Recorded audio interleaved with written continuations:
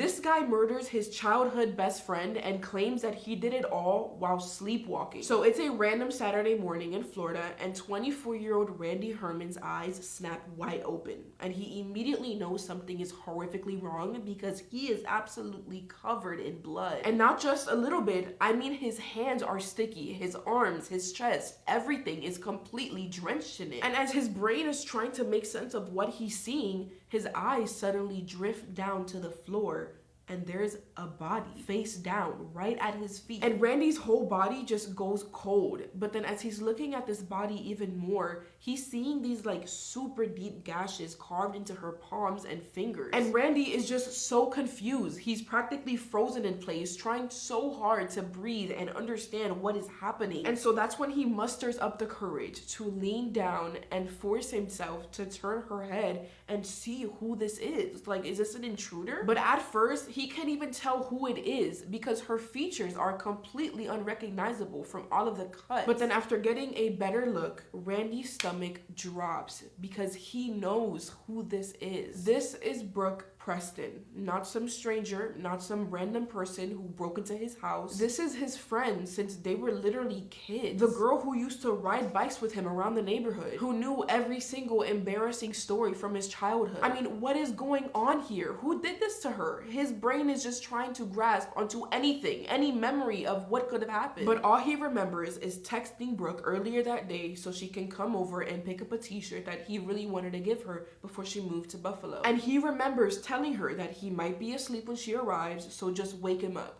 But that's it. And to make things even worse, Randy realizes that he's holding on to something. He hadn't even noticed it because his brain was drowning in shock. But now he looks down at his right hand and sees his hunting knife gripped in his fist with the blade completely covered in red. And Randy is standing there realizing, oh my god, I think I did this. But that's when this incredibly sharp pain just hits him, like this burning, stinging sensation running across his chest and down his arm. And Randy looks down on himself, and that's when he sees these long, jagged scratch marks on his skin. It sort of looked like him and Brooke got into this violent, desperate fight, like she was clawing at him, fighting for her life, trying to get away from him.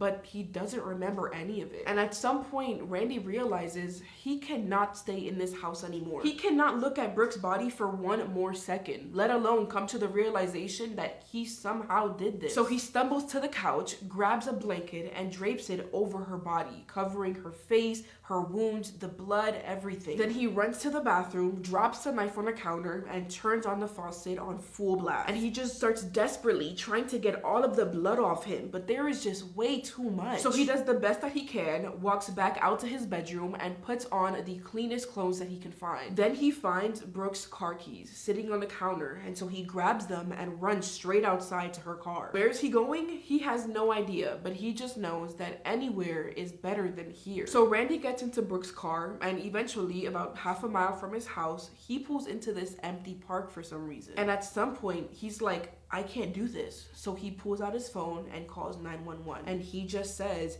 someone's been murdered. And the operator is like, okay, sir, where are you? Who's hurt? What happened? And Randy, with this slow, heavy breath, says, just send the police. It was me. I'm sorry. And within minutes, patrol cars rush to the parking lot and they cuff him. And one of the officers is like, where's the victim? And Randy, barely above a whisper, says, my house. Someone is badly hurt there. That's a way to put it, I guess. So officers follow Randy's direction back to his place, and the second that they step through the front door, the smell is what hits them first. And if you've never been around a crime scene, there is just no way to describe it. It's just wrong. The kind of smell that immediately tells you something terrible happened here. And so these officers are seeing bloody footprints everywhere, and I'm not exaggerating. It's leading from the living room to the bathroom, back to the bedroom, back to the living room. It was like an entire map of Randy's movements through the house after it happened. And there, in the middle of the living room floor, they see a body covered by a blanket. And so the officers walk over and they slowly pull back the bedsheet.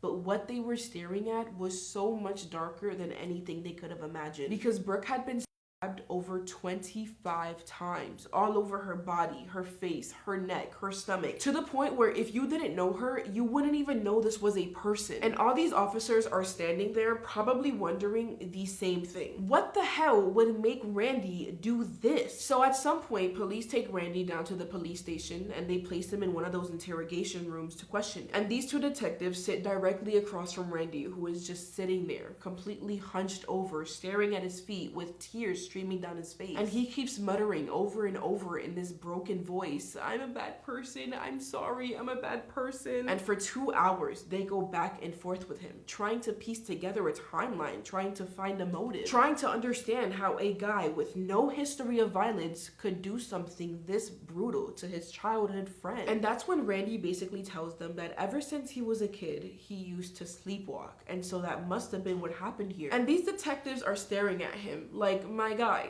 sleepwalking? That's your best story? At least lie and say that it was self-defense or something. I mean, to do this much harm to someone while sleeping is basically unheard of. 25 wounds, defensive wounds all over her hands, a full violent struggle that left scratch marks all over Randy's entire body. There is just no way that someone does all of that in their sleep and doesn't wake up. So detectives start digging deeper, trying to piece together what actually happened that night. And what they discover paints a completely different picture than what Randy ever told them. Because the truth is, what went down didn't start Saturday morning when Randy suddenly woke up covered in blood. It actually started the night before.